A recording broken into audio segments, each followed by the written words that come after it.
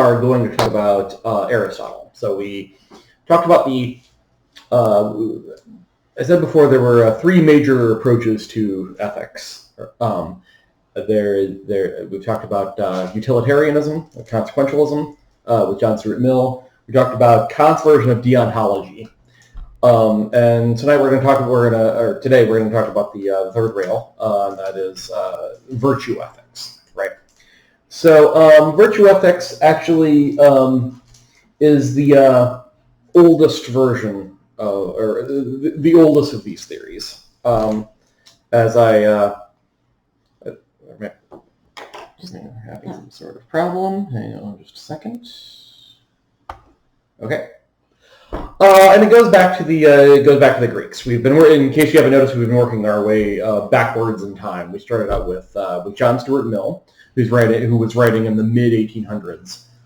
Then we went back a couple of generations to Immanuel Kant, who was writing at the end of the 1700s, and now we're going to go way back in time, back to about 350 BC, back to the time of Aristotle, right?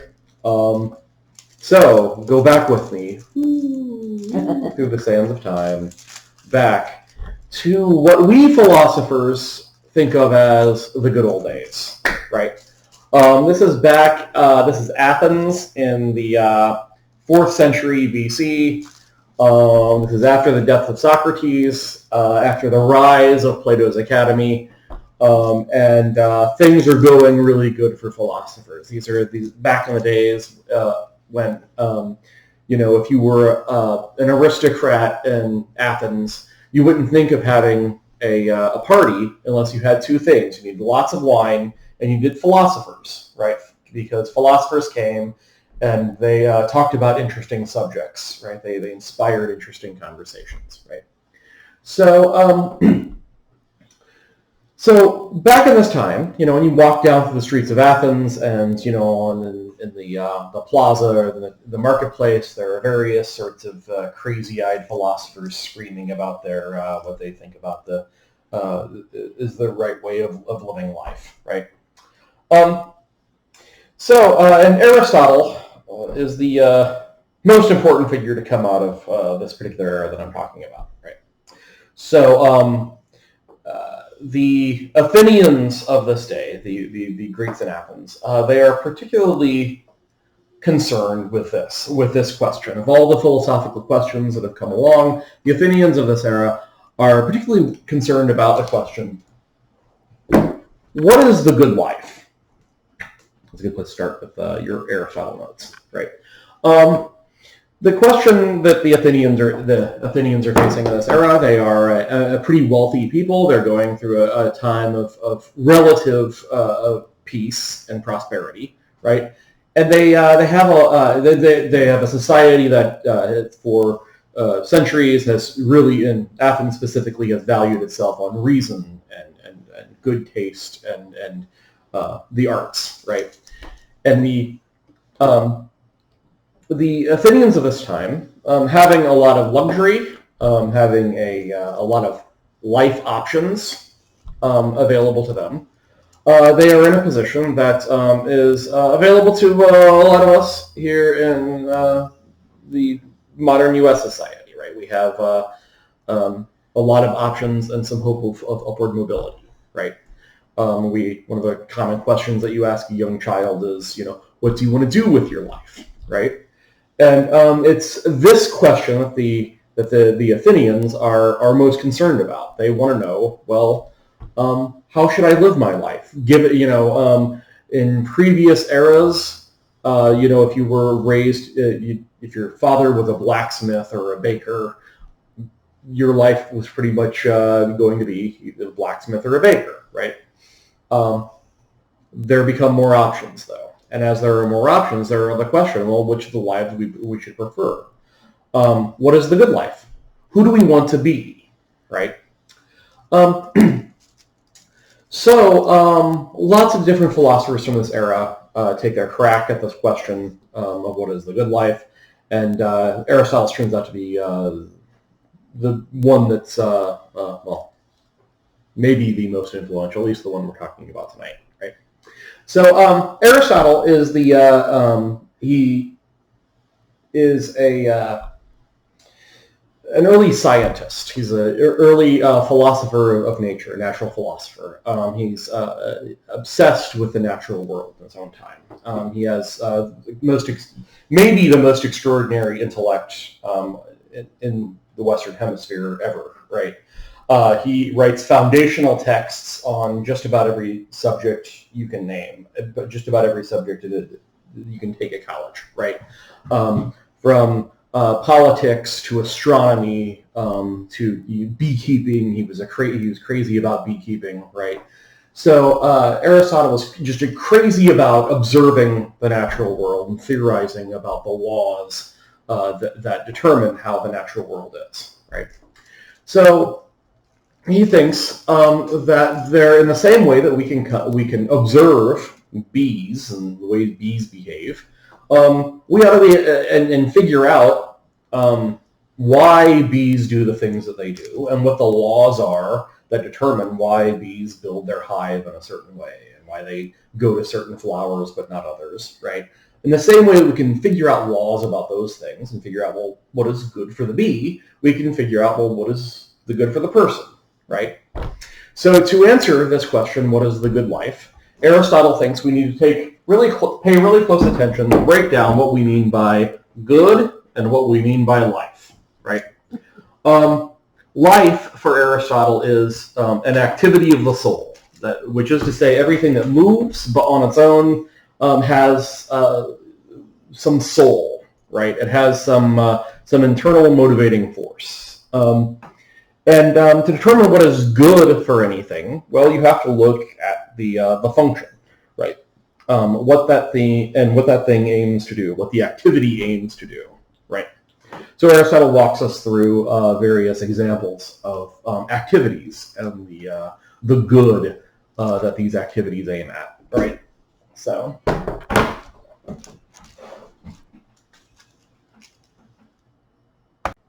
Okay, so the question we want to look at now is what is the good life, and Aristotle's approach to that. So he thinks for every activity aims at some goal or some purpose, right? So, okay, sorry, there's a little hitch there. So for every activity that we can think of, Aristotle thinks that activity aims at some goal or some purpose. And the goal or the purpose and how well we accomplish that goal or purpose is going to determine whether or not we're involved in that activity and how well we're doing that activity, right? So consider various activities. So the first that Aristotle considers, and this is a sign of his times and his place, the Athenians are a seagoing people. Right, so he thinks about, well, what the first activity that comes to his mind is shipbuilding, right? So what does shipbuilding aim at? Well, it aims at having a good ship, right? If you walking down the, if you walk down the beach and you see some crazy guy just randomly hammering together some pieces of driftwood, right? And you say, well, what are you doing? And he says, I'm building a ship, right? He's not really, right? He might think he is, but to really be engaged in that activity means to think about what kind of ship you want to build, to gather the necessary materials, to measure them and cut them out correctly, think about how you're going to, put the planks together and how big you want it to be and so on, and to really take aim at some idea that you have of how these raw materials can turn into this final product, right? And how well your aim or how well you're accomplishing that goal is going to determine whether or not you're a good shipbuilder, right? You might go through all of those steps, and then you put your ship in the harbor and it sinks to the bottom, right? Well, you are shipbuilding, but you're not doing it well, so get back out there, right? Another example he gives is economics, right? Investing. What is the goal of economics? Well, obviously, it's to make wealth. It's to get money, right? Would make any sense. If I run a party and I said to you, hey, I got a great tip for you. I know this broker, this guy. He's an ingenious investor. He hasn't made any money. In fact, he lost my parents' 401k, right? But he's just a genius, right? You would say, well, that doesn't make any sense, right? It doesn't make any sense to say somebody is a genius economist, but he doesn't know how to make money, right? Another important example, illuminating example, is eating, right? What is the purpose of eating, right? Well, the natural purpose of eating is to gain sustenance, right? There's a reason why this particular one is illuminating, because we all know there are various other reasons that we eat. We eat to be social, we eat for, because we're bored, we eat for leisure, we eat because it tastes good, and so on. And notice something there. Notice that the more we eat for those other reasons, the more we're not eating well. The more we gain weight, we get chubby, you get type 2 diabetes, and so on, right? If you're eating only for pleasure. If you're eating only for pleasure, you're going to be eating things that are fatty and sweet, and so on. On the other hand, if you take aim at eating only for the nutrients that your body needs to gain sustenance, you're eating well, right? You're going to be healthier, you're going to feel better, you're going to be doing better, right? Finally, we come to the guitar, right? You learn to play guitar. What is the goal of playing the guitar? Well, the goal of playing guitar, here again, lots of people come up with different reasons why we learn to play guitar. Maybe you want to meet people of the opposite sex. Maybe you want to look good on stage. But the fundamental reason for playing, none of those things come unless you first fulfill the most essential function of playing guitar, and that is creating good music, right? So, if your 5-year-old nephew gets a guitar for Christmas and he's banging away on it and says, "Hey, I'm playing guitar," right? You think, oh, well, great. And in a sense, he is playing guitar. But in another more vital sense, for Aristotle anyway, he's not really playing guitar. You're not really engaged in the activity of playing guitar for Aristotle until you think about what chords you're trying to play, what notes you're trying to play, what melody you're trying to play, and working again and again to try to hit that particular melody, right? One final example that becomes sort of the overarching metaphor for a lot of what Aristotle is driving at here is archery, right? Archery, the purpose of archery is to hit the mark, right? That's why you're firing the arrows, right? And if you're just firing arrows off into space, you're not really engaged in archery yet. Archery means having the bow and the arrow and taking aim at some target and getting better and better at hitting that target, right? And Aristotle thinks that if we have in mind what our target is, what our goal is, it will only help to make us better and better at the activity, right? So now the next question that we want to face here, and obviously we can extend this day on, or we can extend activities on indefinitely. For Aristotle, every activity, everything we do has some purpose and some reason behind it, and how well we accomplish that reason will determine whether or not we're doing it well. Now, let's say that I have a busy day. I go through all of these activities. In the morning, I do some shipbuilding. In the afternoon, I get online and I do some investing, right? Then I eat a late lunch, and then I practice guitar for a while, right? And think about some of the things I might do, right? Now, am I doing those things only for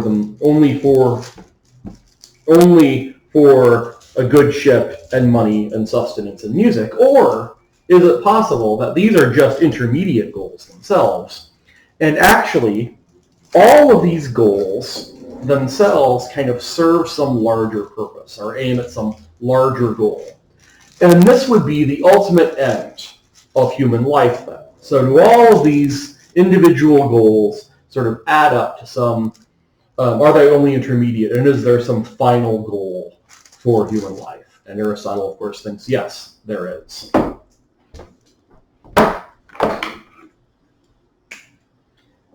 And what is then this final purpose of human life?